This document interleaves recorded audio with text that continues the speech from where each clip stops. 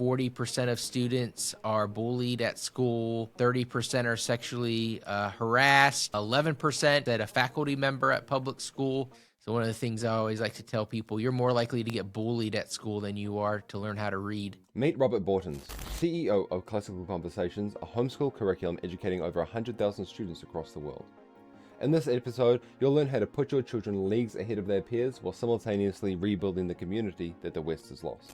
The school system inherently undermines the role of the parents. Homeschooling shouldn't be lone schooling. You see people on antidepressants, ADHD, medicine. You need a strong community of like-minded people to lift each other up. Our sons get the worst of it in the modern education system, so Robert also goes into how to create an environment capable of raising the leaders of tomorrow. Stick around and find out how. Boys are made to conquer. The system is designed to create followers. It just undermines everything good in this world, promotes all sorts of subservient behavior. What are you holding them back from? Like a lifetime of tax servitude? I mean,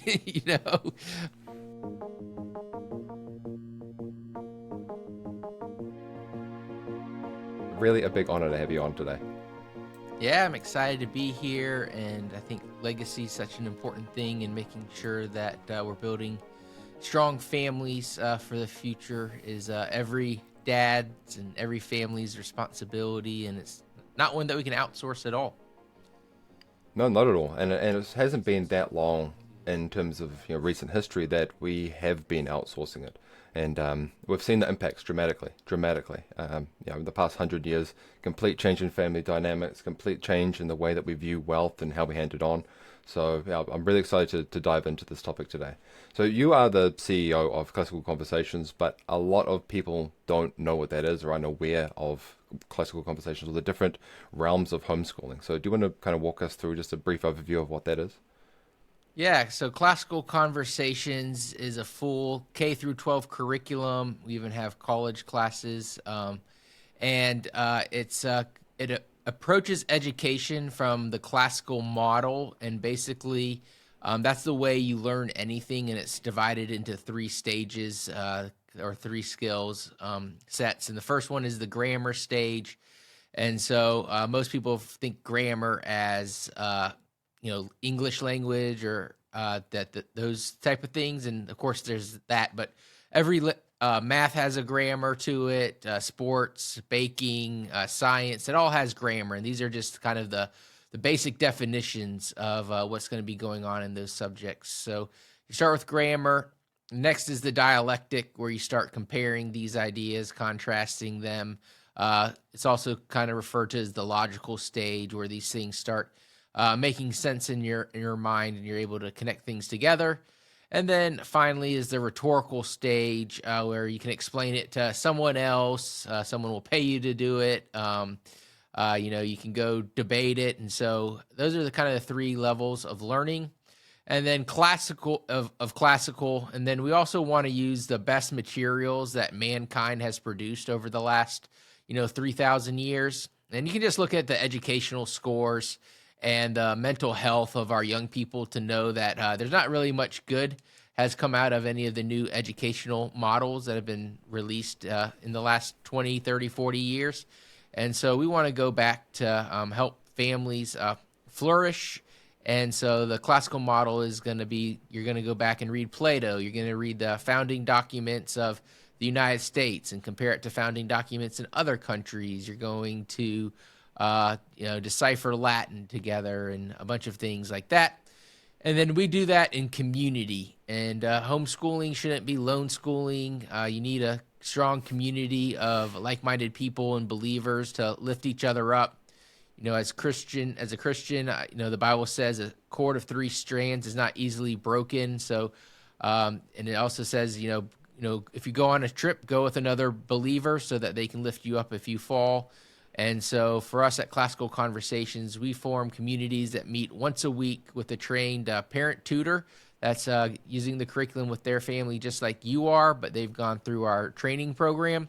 And so they're there to mentor and help not just the students, but more importantly, the parents homeschool through high school.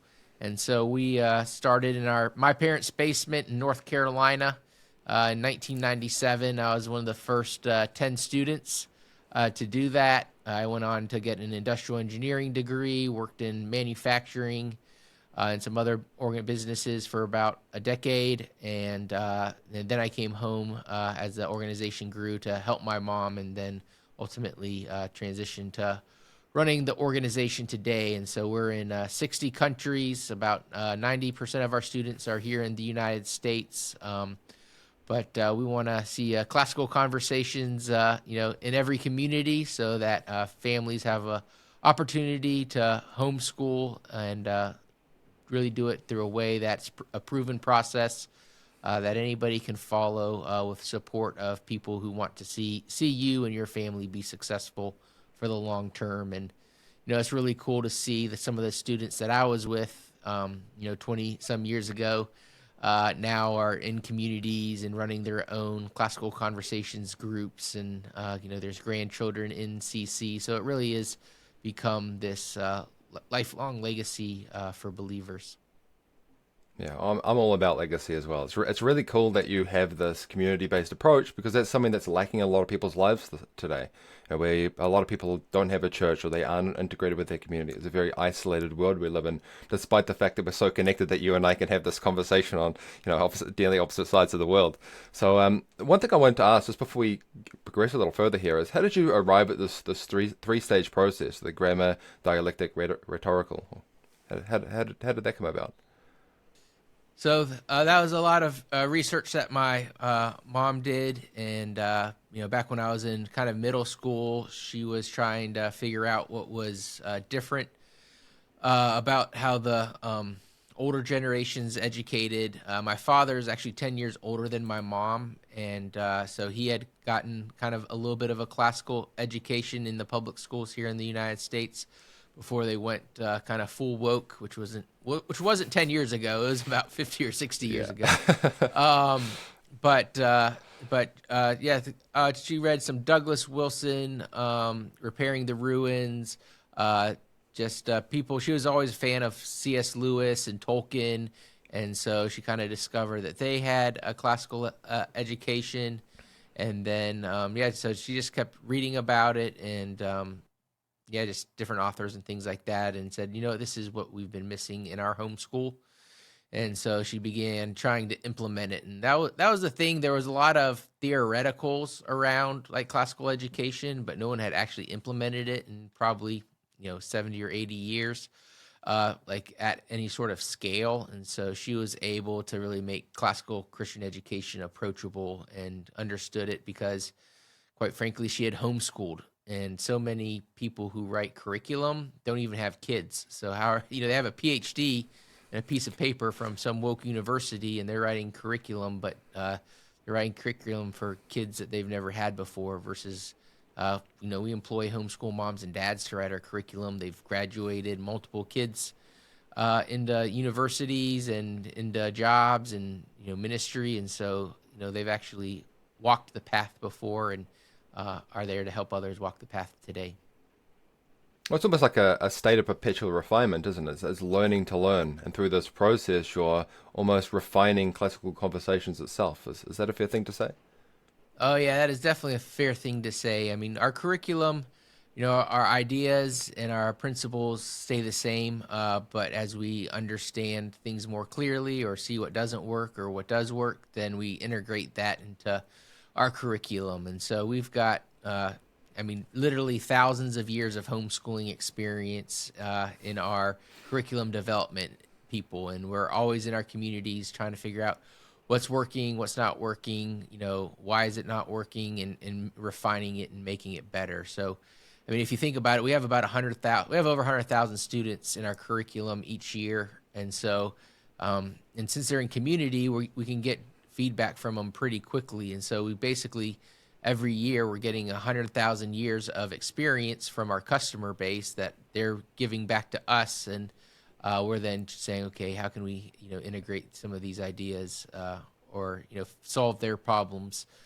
using this classical Christian community model. And so, yeah, it is. It's constant refinement. As a Christian, I believe that we're called to be constantly refining. We won't ever make it this side of heaven, but we all have those kind of Pentecost moments. And anyone who's become an expert at anything know, like, they feel less equipped than they did when they were just kind of starting out that journey. The more you know, the more you know you don't know. And so, I think it's, important for us as adults to be modeling that with our kids. Oh yeah, man, that describes me to a T. The more I learn, the more I know I don't know things, which is, but that's all part of like becoming a more refined person and refining whatever it is that we're building. And one thing I really like about Classical Conversations is that it is a legacy business. And your mother started it, and you've now taken over as CEO. But what made you decide to come back and help refine this with your mother? Yeah, one of the questions people ask me, who don't really know me and just see where we are today, is, did you always know you're going to work for Classical Conversations? And my mom actually, when she was starting the business and it was starting to take off, I have three younger brothers. I'm the oldest of four boys, and there's a pretty big gap between the first two and the last two. And so my dad quit his job. He was an aerospace engineer, worked on fixing 747s, and so when he quit, my mom called me. I was at university, and she said, "We're not helping you pay for anything anymore. Good luck." And I'm going to see if I can make Classical Conversations a real business. And so, I didn't know that Classical Conversations would ever be an option for me. I tell people I was going to homeschool my kids regardless. Like, if Classical Conversations did not exist, I would still be homeschooling my kids. But I just really enjoyed it, and I'm not going to pretend 100% of homeschoolers really enjoy it, but so many people do, and especially as they become adults and realize that special gift their parents gave them. And so I just wanted to be able to kind of say, because I'm kind of one of the pioneers in actually graduating from homeschooling and going to university, that you can do it. Your kids can get married, they can go get a good education. I worked for two Fortune 50 companies. I was climbing the corporate ladder. So, like, from a testimony standpoint, we were just kind of faithful to the homeschooling and did our best and didn't know what we were doing. And I managed to turn out okay, married and have three beautiful kids now with my wife. And coming back to Classical Conversations was really a no-brainer because I could help other people kind of achieve those special gifts that they could give their family that I had received in mine. And so that was really the driving force behind that decision. Was I was in a successful career, and I really enjoyed that. But helping other people be successful was something that I was passionate about, and something I was able to achieve and continue to do here at Classical Conversations. Do you feel like that education that you had growing up kind of pushed you towards entrepreneurship or being capable of stepping away from such a successful career to pursue something perhaps greater but more risky? Yeah, I mean, it definitely it was a risk. But I think from homeschooling perspective, especially then, maybe not as much now, but still it's probably true today, it is against the grain. It is outside the box, right? These are not the decisions that necessarily my grandparents supported. Cultures definitely didn't support it. Even back then, in the late 80s, early 90s, like even churches didn't support it at that time. They're like, you need to send your kids to the public schools. And that for the most part has changed. I mean, any church worth anything is telling their congregants to get out and got to protect their kids from all this woke nonsense, because it's just, the dragon has reared its head quite forcefully since COVID. And we knew it was there all along, but that's what a lot of parents and pastors needed to see to wake up. So yeah, I think when you homeschool, you don't have a master teacher, in front of you telling you what you need to do. You need to, you have to learn the skills of going to the library and, looking it up, or, trying to find, local people to have conversations with. That was like one of the things. The personal computer was coming out when I was growing up. And so I went and, found, computer engineers to help me build my first computer and different things like that. So It required because the government wasn't just handing you on a platter, like, here's your menu of options, select one, that you had to say, okay, what do I want to do? And then I had to go find it and pursue it. So, I think homeschooling naturally builds a lot of entrepreneurial skills and skills that even if you don't start your own business, that, businesses are going to be happy that you have, because we're not just sitting around waiting for someone to give us the answer. We've got the skills to go find it. Well, it's about like a building independence into your children as well, isn't it? Like the school system teaches us very much to be focused on failure and fitting into a mold, whereas homeschooling allows children to become who they truly are. So before we get into what is working and how classical conversations can help people, let's talk about what isn't working and how we can kind of address what's broken, and so just to help people be more aware of how the solution fits into them. So what do you think the biggest hidden cost of the modern education system is, and what kind of impact is that having on the kids of today? Yeah, I mean, there's so much. I'm actually got a book coming out in January called Woke and Weaponized: How Karl Marx Won the Battle for Education and How We Can Win It Back. And so it's really hard to pick just one. I mean, I saw a study that came out yesterday from the UC Davis here in California that's considered a pretty good school. 1 in 8 students are taking remedial math as freshmen. So that's math that should have been taught to them in middle school or elementary school. I can here in the United States, something like 40% of students are bullied at school. 30% are sexually harassed. 11% said a faculty member at public school sexually harassed them. So 1 in 8, I believe, high school graduates have experienced that. You see people on antidepressants at a significant rate, ADHD, medicine. Kids, here in the United States are skipping class more often than not in many areas. So you've, of course, something like 34% of students can read at grade level. So one of the things I always like to tell people, you're more likely to get bullied at school than you are to learn how to read, which is a sad state. And then, of course, it's a huge waste of time. Like, Elon Musk, the richest man on the planet, can't buy any more time here than anybody else. And so for 12 precious years of these students' developmental life, we have them kind of locked in a brick building, raising their hands to use the bathroom, and lucky if they have windows to be able to daydream outside. And so there's just all sorts of issues, and the fruit of the government school system has never been more apparent here in the United States and around the globe. Hey, I'm really glad you're enjoying the video so far. Do me a favor and remember to like and subscribe so you don't miss future episodes. Coming up, Robert gets into how to raise stronger sons and counter the effects of the modern schooling system. So let's get back to the video. Oh, it's not much different here. But one thing I like to say is, it takes 10,000 hours to master something, yet kids spend 16,000 hours in school and all they're good for is minimum wage. So I find that quite an interesting comparison. But you mentioned there that there's a lot of medication happening in school, especially around ADHD and, again, especially in boys. So do you really feel that boys suffer the most from the modern education system?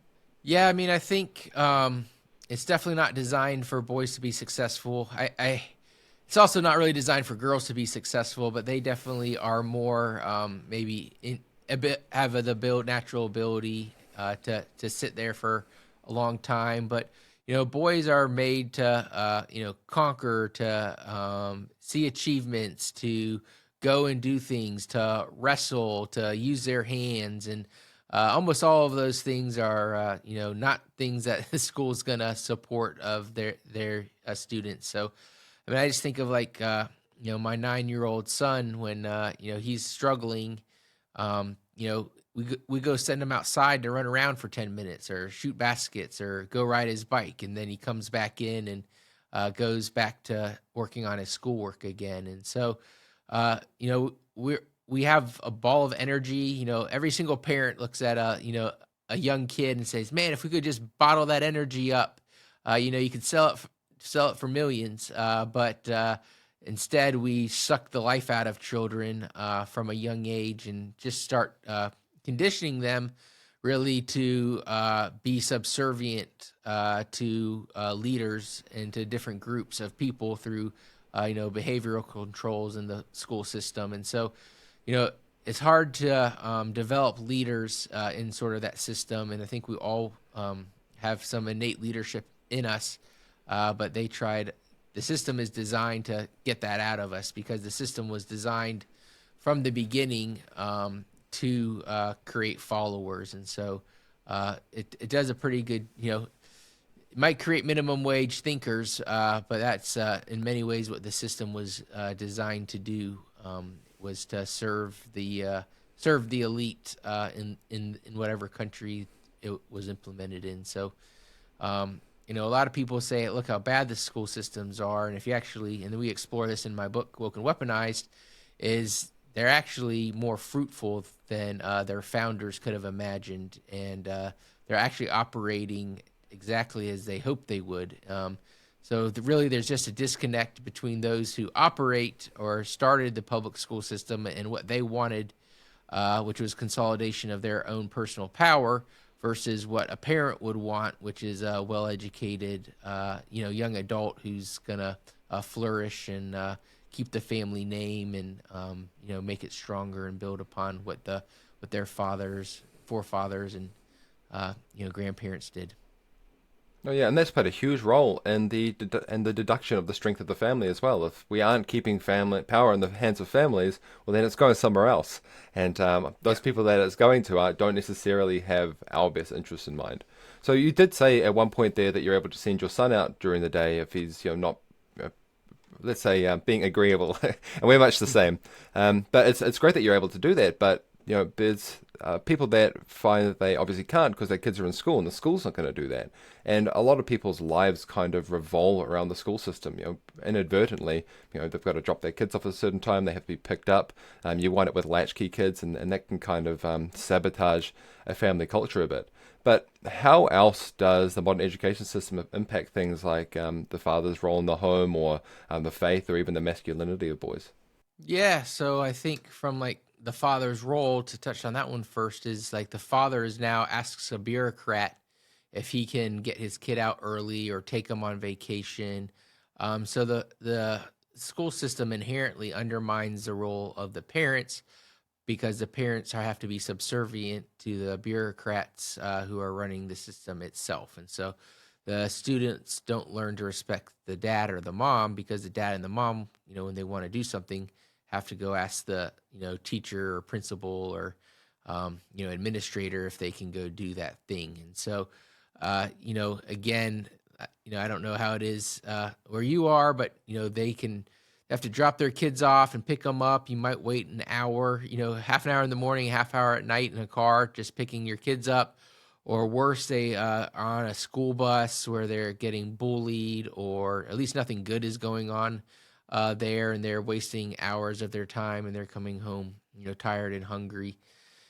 From a faith perspective, there's not any sort of public school system, at least that I'm aware of, that does anything other than secular humanism. And so they're all designed to teach students to kind of worship the state, that the state's going to feed you, the state's going to educate you, the state's going to house you.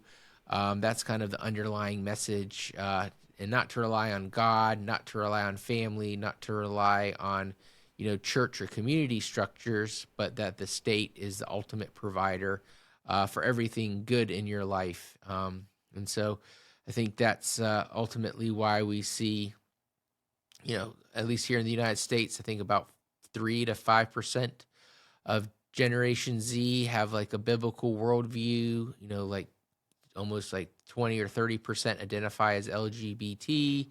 And so like all of these ideas are the fruit of the secular humanist school systems throughout the world. And so it's not really surprising, some of these identity issues that kids have, historically speaking, they would identify with their dad or their mom or maybe their grandparents or uncles, someone in their family circle who either was doing well for themselves or owned a business or worked on a farm or had some sort of thing that the family was passing down generation to generation, that's been undermined. And so now, and since they don't have any identity in a creator, because that's not allowed in school, they have to find their identity in something else, and so they look to these other attention-getting identities that are unnatural, so that they can fit in and with their peer group. And so, I mean, that's the other thing. I always ask people, like, one of the crazy questions we still get is, what about socialization? And it's like, well, when was the last time you were in a room with 30 people your exact same age from, your same city? The answer is, like, that never happens as an adult. So why would we model that for our kids? And so, my wife was a public school teacher for 10 years. When we got right before we got engaged, I had to have the talk with her, letting her know that I wanted to homeschool my kids, and if that wasn't something that was interested to her, it probably shouldn't get any more serious. And she started laughing and said, I could never send my kids to these schools. And, I don't know much about homeschooling, but I'm happy to figure it out. So, it's just undermines pretty much almost everything good in this world, and promotes all sorts of subservient behavior, whether it is to the government or to their personal flesh. Oh yeah, it's always interesting hearing that teachers of all people don't want their kids to go into school. It's becoming, at least the good ones, it's becoming increasingly common. But you said there, that a lot of the behaviors we're seeing in especially the Zoomer generation, probably Alpha now as well, is this attention grabbing behavior, and that comes from, at least in my view, from a peer attachment. But with homeschooling, we're really emphasizing that familial attachment that's just so important to reinforce our culture. So when parents look to strengthen their culture through homeschooling, how should they think about their role in terms of their role as an educator? Like, what does that look like from both the mother and father perspective?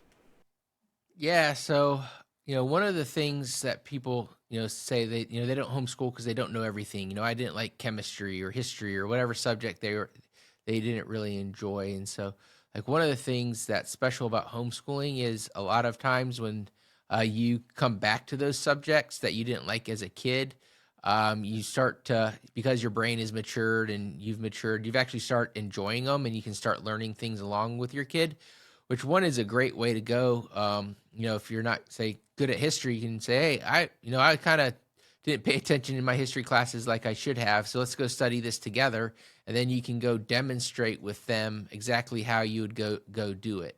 And so that's a great opportunity, like, to strengthen that family culture of a lifelong learning, because you're not saying that you know everything, but that we are always going to be lifelong learners, and they can see this person who they look up to and is in a father mother role, that they're not perfect either, but that they're always trying to strive to get better. And so you're gonna really give that work ethic over to your kids. From the most homeschool families, the mother is going to be the one that's going to kind of be that primary educator during the day. If the father's out working, to pay the bills financially. Obviously, there's some that are reverse, but we'll just use that as kind of our standard framing for our conversation, knowing that there are things outside of it, and there's single parents who homeschool. God bless them. I think it's in the younger ages, and getting them to read. That's like the most important thing. Is once they get older, like once they've kind of like in their teenage, middle school years, you almost become a coach and a mentor and someone that is helping them get unstuck. And so, the father oftentimes, like, I'm more of the disciplinarian. If they're struggling with something, then I'm going to come in and help them with that. So, like, if my 9-year-old the other day did really poorly on a spelling test, not because he doesn't know how to spell, but mostly because he wasn't paying attention, and he was getting distracted easily. So, when I came home that night, I, had him read a couple of books with me, and then went and asked him to spell some of the words that he had missed earlier. And so it wasn't like I spent an hour with them doing that, but just, 15, 30 minutes. And then I talk to them a little bit about, hey, even though I'm an engineer by trade, like I have to write a lot in my role. So I had to learn how to write much more clearly as an adult than I did, in high school. That he really likes building things and just saying, okay, if you can't, spell out, if you're not a good speller, if you're not a good reader, you're not going to be able to build the things that you want to build, things like that. So trying to show them those applications, having those conversations. A lot of people you'll see complain like, oh, schools need to teach kids how to balance a checkbook or, go grocery shopping or do their taxes. Well, those are all things that like homeschool parents incorporate with their kids throughout their lives. So, helping, go grocery shopping, okay, should we get this product or that product, looking at the labels, looking at what's on sale, making food, trying to figure out, okay, let's meal plan for the week. What do we need? So all of those things are really lifelong educational, opportunities where it's not, formal education going on, but you are able to educate them in that manner. So, I mean, typically, and it varies by season and age, but kind of you're doing about maybe 1 hour of formal schooling per year, starting like from first through third grade or first grade, and then second grade you're maybe like adding half an hour each year until they're kind of in like fifth or sixth grade, and then they're doing about 3 hours of kind of formal schooling per year, plus reading and stuff like that. That might take a little bit longer, so per day. So there's not, you're not actually sitting down and doing formal education 6 to 8 hours a day. The school system in the U.S. did a study and found that like in an hour class, there's only about 8 minutes of instruction going on in that class. So there's really only like in a public school system. Obviously, they're doing like busy work and things like that, but there's only about 30 minutes to an hour of actual instruction going on, and then there's all the moving around and things like that. And there's a rise now in AI schools here in the U.S. that are starting to come on board. With basically what they have found in those schools is the average student only needs about 2 hours of instruction per day. And then after that, they're able to go, pursue other things. So it's kind of funny what homeschoolers have known for decades. AI is now proving out that you don't need 6 to 8 hours a day to educate anyone. You just need, 2 or 3 hours, and then the rest is just either fluff or babysitting time. So going back to my original point of it's really just one of the most damaging things of the public school system is just wasting 12 years of our students' precious time. Oh yeah, and I found that with our kids. Like, as soon as they learn how to read, especially with my oldest, so she's an avid reader. She's teaching me things. Like we've just got an open library they can just tap into whenever, and she'll read anything from fiction, non-fiction, history. She's taken an interest in fine art. And so she's like, I'm not particularly interested in fine art, but she is. And so she's teaching me things about fine art. And that, interestingly enough, is tying into my work that I do with researching, old families and dynasties, which, now she's kind of playing a role in educating me in that regard. So it's really interesting to see how it all kind of ties together. But you said there, about the father's role. And I'm more of the field trip guy. Like obviously I do the disciplinary stuff, and a bit of math with my kids, my son in particular. But fathers really seem to be underestimated in the education process. The entire education field, at least professionally speaking, is very female dominated. There's especially in the younger years. So how does a father play a predominant role in a child's education in a way that doesn't necessarily detract from his ability to provide, but he can still provide that masculine presence and help balance out that femininity that comes from education? Yeah, well, I think, like you said, like field trips is a great explanation. I take my kids to the hardware store when we're trying to fix something, or building a garden or making a ramp or a fort, and getting them involved in that and talking to them about some of those, how we're not necessarily doing a math equation of like how much force do you need to push this nail in, but just talking about life and how education is going to be applicable in these aspects of it. I think one of the things I like to do is try to read to my kids at night before bed as well, just to show them that reading's important at any age. So, yeah, I think the father just showing the kids that this isn't just something that the mom's involved in, backing her up and supporting her, but showing that this is like a family activity is super important. And I think getting involved, like as a dad, even if it's like just 10 or 15 minutes, and asking your wife like how you can be helpful to her is super super important, because sometimes like they just have a bad day, or one of the kids didn't get all of their subjects because she had to help a different one out, and then so I try to fill in that gap when I get home, and just so that the kids always know that it's not it's not just the mom's responsibility to do it, but it's mine as well. So I think all of those things, in coaching sports, I like to coach the kids' sports teams as well, and teaching them things like teamwork and sacrifice, and how to win well as lose well, and some of those kind of moral life lessons. Of course, my wife's trying to teach them those things as well, but that's another good spot. Dads can step in and help.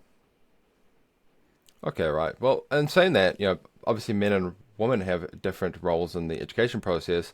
What about boys and girls, or sons and daughters? What's the difference between educating them? Do you find that you have to tailor the education to suit them specifically, or is there like a generic approach that's just tweaked slightly? How does that work? Yeah, I mean, all kids are going to be different. So you could have three boys, and all three of them are going to be different. So, I mean, I think just from an educational standpoint, you know, you want them all to be math, understand math, reading, history. So those core concepts are super important to know and understand.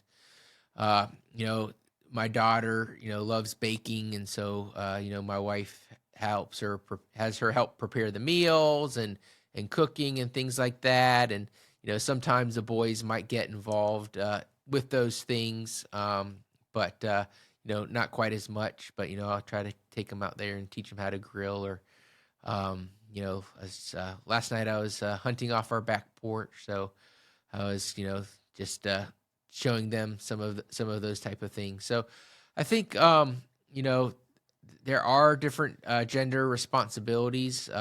You need to have you need to be able to split up the work well, and there's natural ways to do that. And so, but like doing laundry, we teach them all how to do their laundry, and how to fold their clothes, and make their beds. So letting them know that keeping a clean house is everyone's responsibility, but also just my daughter, she's gonna be more, and it's always hard to tell, like, are they mature, is it their maturity or not, but she's gonna be a little bit more willing to work on her own, versus the boys are gonna try to get away with more things sometimes. So you gotta don't can't just believe them when they said that they did something, or maybe it's not intentional sometimes, but they just forgot or overlooked something. So I mean, I don't know. We're all sinners, and we all have to overcome our flesh, and that manufactures itself in different ways for different individuals. But there's definitely historical patterns that we can all look at, and probably use as a good base case to start out with. Oh, for sure. And I notice those differences in my kids as well. My sons are definitely more willing to try and get away with certain things that they probably know that they shouldn't, but if they can get away with it, they will. So you were talking a lot about the Christianity angle there. So how does Classical Conversations, for that matter, integrate Christianity into the homeschooling regimen? Yeah. So for us, our basically, Jesus said, "I am the truth," which is the exact opposite of what the world's telling you. You know, the world says it's my truth or your truth, or truth can't be known because it's changing all the time, or it's relative to whatever the situation, time, and place is. So, for us at Classical Conversations, and one of the ways that we're different from even other homeschooling programs is we're God centric. That we believe you study science to learn more about the nature of God. That music teaches us about the nature of God. You know, history teaches us about him, and so that all of these different subjects that you're learning are pointing back to him. And so, I mean, of course, like memorizing Bible verses and learning church history, those things are all important. But teaching that 2 + 2 = 4 tells us something about the nature of God.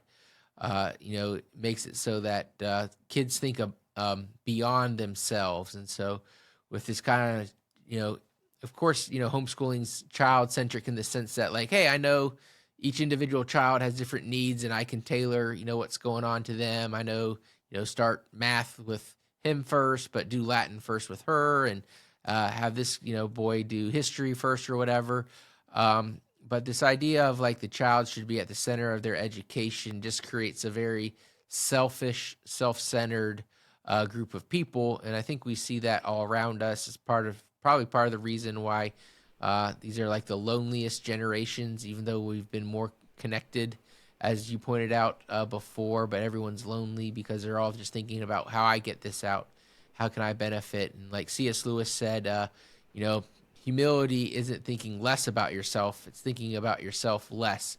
And so we try to tie all of the subjects back to how it helps us to know who God is, so that we can worship him better, that we can follow his word more closely, so we can live a flourishing life. And so, how can, if you're reading a history book, how can we see God's hand in here? Okay, this bad thing happened to this person, like, does that mean God's unloving, or, what else could we, come up with here? And so it's really able to look at the nature of humanity over the last, 3,000-4,000 years, and some of the great works of literature, and work through those in a way that points back to our Creator instead of points to ourselves. And so that's kind of the approach that we use at Classical Conversations.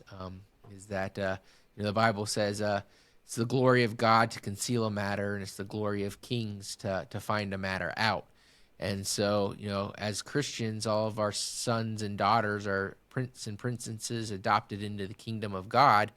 And so why would we not give them an education that is worthy of a prince and princess? And, that's something that Christians, like, why are you giving them a common education when they're future kings and queens in the kingdom of God? That's just like a crazy idea to me. So these are the perspectives and worldview that we approach all of our educational subjects, and then that's how we are training our tutors and our materials for the parents, so that they can be stronger in their own worldview, because it's very hard to give your kids a biblical worldview if you don't have one as well, and are trying to live that out, and iron sharpening iron, and all those good biblical principles we see. Right. Well, you said that you teach Latin as well. Is that something that is like integrated into the Classical Conversations curriculum? And what is the purpose behind adding Latin in there? Because a lot of people say it's a dead language, which I don't necessarily agree with. But I'll be interested to get your take on that. Yeah, it used to be a dead language, and then homeschoolers resurrected it. So we do Latin. Starting my 4-year-old started learning Latin, and we'll go through the 12th grade. So they go through the whole way learning Latin, and they'll be translating, some of the great works in Latin as a senior project. Okay. But interesting.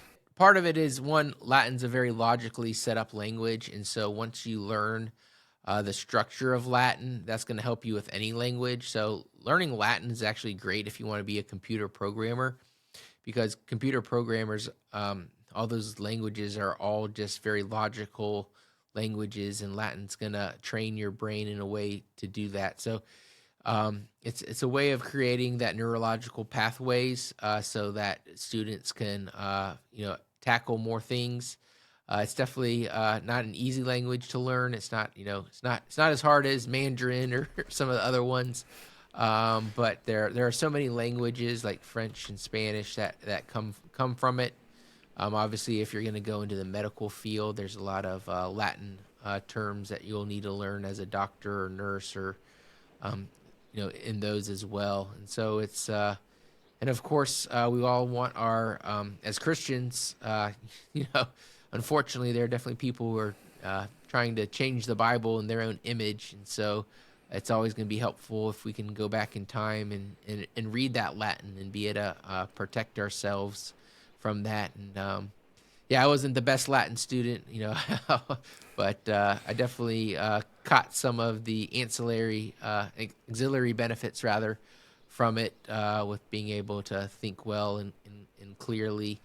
And we had one of our friends was in Rome for their senior trip, and they had been through CC for a while, so that they're younger than I am, but they were at the Colosseum, and they were just reading the walls of the Colosseum and the Latin on it and translating it. And then like all these people started coming over and be like, "Where's the plaque? Where's the translation?" And like, "No, we're just reading what the Romans wrote 2,000 years ago on the side of this building." And so it ties you to ties you to that dynasty, to that history.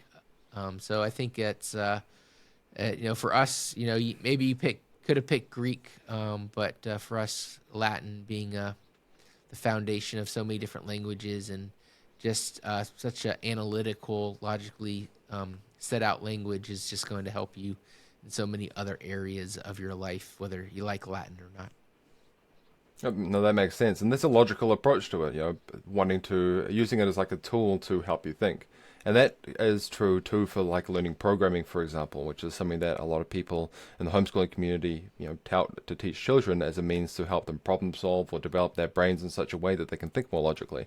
But other than that, can you suggest some other supplemental studies or extracurricular activities that could make children more capable? Well, one of the things that we've lost in modern culture is handwriting. And so I think learning how to write by hand, how to write cursive, is vitally important, especially if you want to be able to read those founding documents that your country was based on, and don't want to allow some woke, pink-haired leftist teacher tell you what was actually said.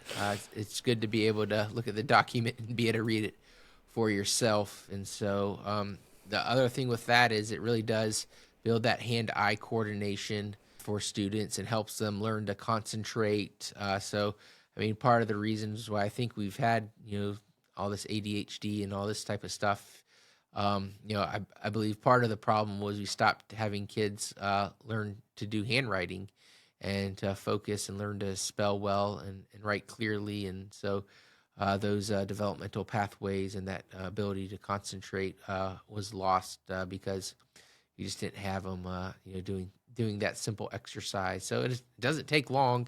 I mean, just 5-10 minutes a day is going to, and doing that day in and day out is, one of those things that's going to have a lifelong benefit to it. One of the things that, you probably grew up and, your science class, you probably actually got a scalpel and actually like dissected, a frog or a rat or something in science class. Well, now they just watch YouTube videos on it. So they're disconnected from the touch and the smell. And, we might think that's a blessing, but we're now receiving information from a screen instead of interacting with what's in front of us. And so, that's one of the things that we do in our communities is, we do that so you don't have to do it at home, but you can do it in a group and have conversations around that.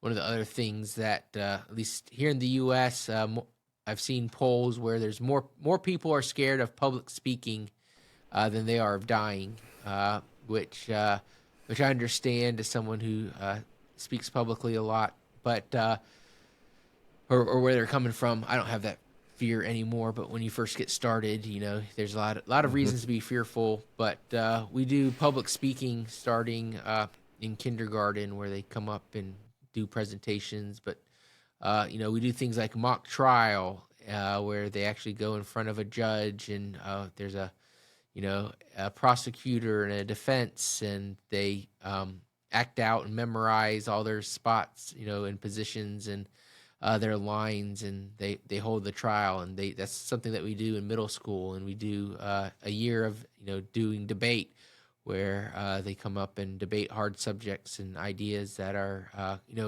going on and are happening around us in society as adults. And so those are things that homeschoolers, you can't really do alone. That's things that you need a group for, and other people. And so that's, some of the things that we try to do at Classical Conversations, and why we think it's important that you're, not lone schooling, but homeschooling is just meaning that you're taking that responsibility on at home, and using that as the base of your educational adventure. Well, that let me start again. That public speaking is this is going to underline everything I'm saying here. But that public speaking was something that I was quite fearful of as a young man, like to the point where knees weak, arms are heavy, or whatever. The Eminem line. But I was that guy. I was worried about speaking in public, like such to the point like I didn't even really want to call somebody on the phone. That was that bad. But it's a matter of just putting yourself out there and getting over it. And what I found really interesting is that in my daughter, she has no problem getting up on stage and performing in front of hundreds of people. She does Scottish Highland dancing. And so she'll get up on stage, do her dance, and even if there's a hiccup or anything like that, she's not embarrassed. She just picks up where she left off.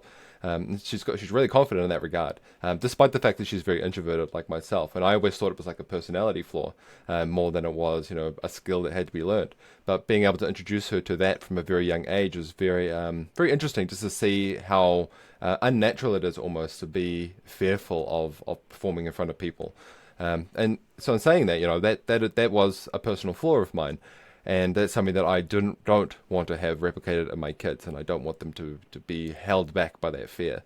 So how can we, build on our strengths that we have as homeschoolers, but then also mitigate those weaknesses? Does Classical Conversations have an answer for that? Yeah, I mean, I think, and sometimes the dad's weakness might be the kid's strength, and vice versa, just because of how God's gifted us.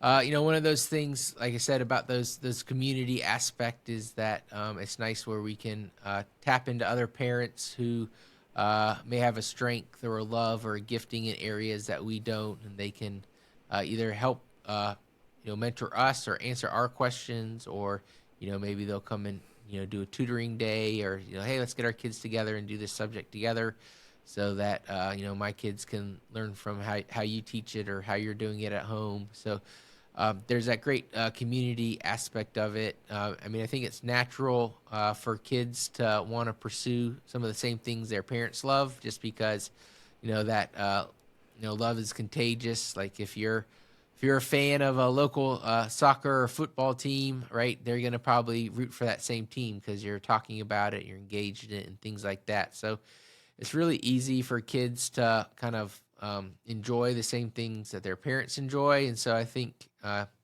we more need to be guarded on the things that we might not enjoy. So like, right, if you didn't enjoy history growing up, then you'll probably be less likely to, you'll be like, oh, let's put off history today, if the day's going long or something, than something that you enjoyed. And so we just have to kind of be cognitive of those things and be more engaged in it. I know, like, one of the freedoms that we had growing up, especially as I became older and in my teenage years, was that I was able to go find adults who were interested in the same things I was interested in.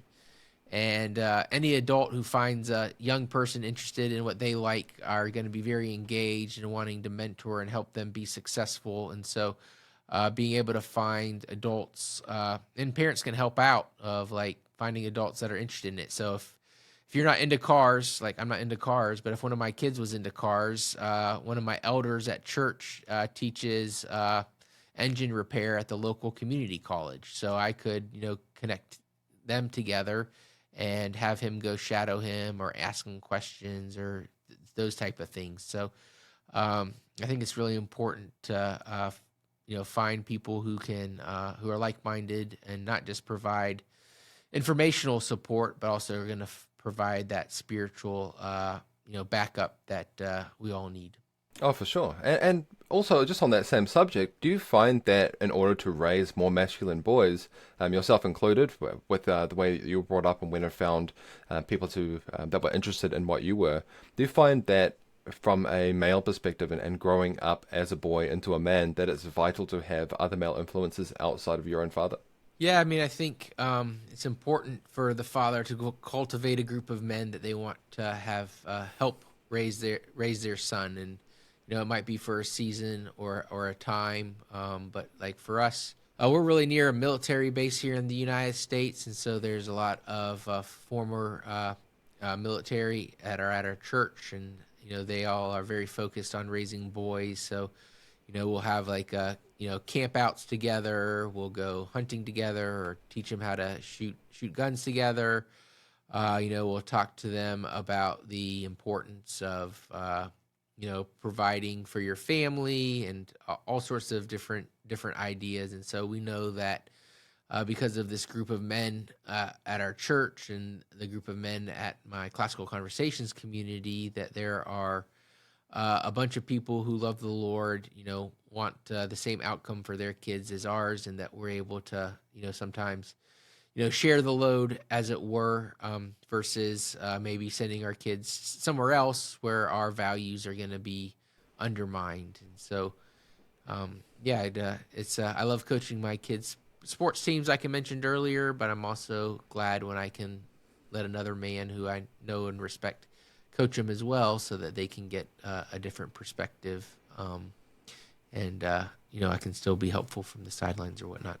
That makes sense. Well, in saying that, then, as our children grow up and they seek a more advanced education, so something that they may need a qualification for, the question of college comes into play. And obviously, there's like a big resurgence in the trades, but college is where a lot of people find or lose themselves, let's say.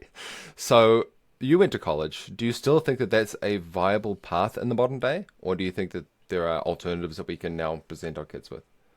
Yeah, well, I'm happy that there's a lot more alternatives today, and those are getting a lot more recognition, and just like businesses and governments are seeing that there are alternatives, that the credentials don't always mean competency and things of that nature, and anyone who's competent will eventually be credentialed. So I think college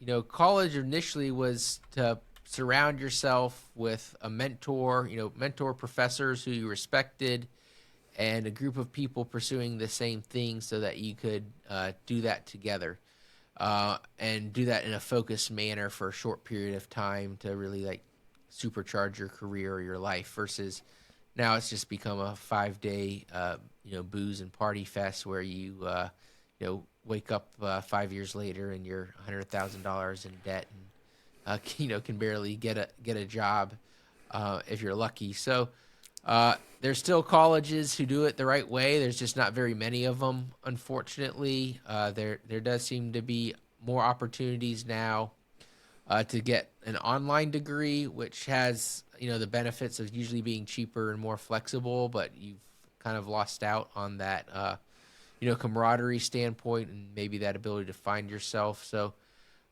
unfortunately, credentials are required. I want my engineers and my doctors and to go to school and go through those. But if you want to run a small business, there's plenty of other ways to do that. And with the rise of AI, I can ask it a lot of questions, a lot of white collar kind of 4-year degree jobs that are going to be eaten up by it. But as far as like plumbers and electricians and all of those type of kind of blue collar jobs, those are always going to be around. And I know plenty of guys who do jobs like that on the side to bring in supplemental money for their family, even though they might have a typical like white collar job or something that they do for their 9 to 5. And so if we want to be self sufficient and be able to take care of ourselves and not rely on the whims of the state. We need to be able to be well rounded, and unfortunately, colleges don't really offer that. So, for me, I would probably like, if they know what they want to do and they need to go to college for it, then obviously I kind of support that. But I'm going to try to find a Christian college or one with Christian professors that I can get them involved with. And then if they're not, or they don't know what to do, or they're just going to go find themselves, there's whether it's a gap year or internships, or a local business owner at my church that I can have them work for. There's probably opportunities to delay college by a year or two to make sure that you're using your time and resources well once you get there. So I'm not going to push my kids to go. I went to college a year early. I survived, but I definitely see benefit in not pushing them in that direction, and maybe even quote unquote holding them back. Because what are you holding them back from? Like a lifetime of tax servitude? I mean, and especially if you're trying to build that kind of family dynasty, trying to think about how they can, even if they go in something, don't work for the family business or something, but how can what they're doing and what your family's doing work alongside each other. So college and credentials will always be necessary in some fields, but there's, making it ubiquitous and saying that everyone needs to go is obviously not working out for the vast majority of people and for our economic good. And so I'm glad to see that ideology is starting to wane, and hopefully people will start just trying to enjoy life and pursue things that they are passionate about in whatever form that takes. Oh, definitely. And that idea of having the independence from the state also requires us to have some kind of community of our own. Because when you are isolated, that's how they get you, you know. So that's the kind of community like my grandparents had, and I'm assuming your grandparents as well, where there was like this interdependence between neighbors, between friends and family. Can classical conversations rebuild that kind of community, the one that our grandparents had? We're trying to. That's probably a byproduct of what we're doing, because our focus is educating each other and help the parents educate their children. But we definitely see that as a byproduct of what we're doing, and I've even thought about like how can we make that more explicit in our activities. But we see classical conversation students, marrying each other and having kids, and, going work, either starting their own businesses or working for the family business, or, going to ministry or going into college. So I think, for us, we see education as kind of that starting point.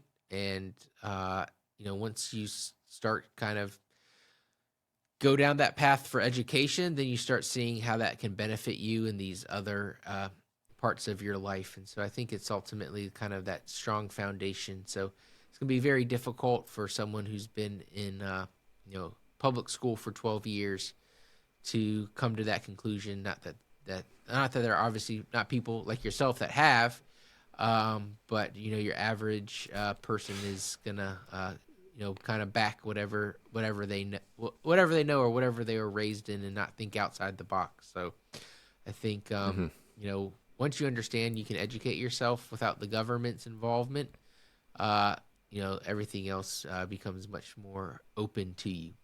Just bringing it down sort of onto a smaller scale now. When we talk about our legacy and what we want to build and having that family cohesion, that's something that kind of goes in one ear and out the other with a lot of people, because they stick to what they know. They were out on their own at 18. They went to college. They believe that independence is the way forward, despite the fact that it's making a lot of people isolated and lonely. We don't have to get into that now. But what I'm building up to here is, how can we use a tool like classical conversations to build that strength within our family? And then on top of that, do you see your children coming into the business and you using that as a tool to help build your legacy and hand it over? Or what does that look like for your family? Yeah, I mean, I think building as a family doesn't always have to be building in the same sphere. Like my brother John has a construction company, and like my youngest 5-year old, obviously not sure what he's going to do with his life, but he might be one. He shows he loves swinging a hammer and getting a nail and screwing things and grabbing all the tools. So maybe he's the one that's taking over my brother's business one day. My wife was a gymnast. My daughter's a gymnast, so you could see like her following in that same pathway. One of the things that's in my family is just like a family of engineers. So my parents were both engineers. My grandfathers were engineers. My great grandfathers were engineers. My uncles were engineers. So I can definitely see like my middle son.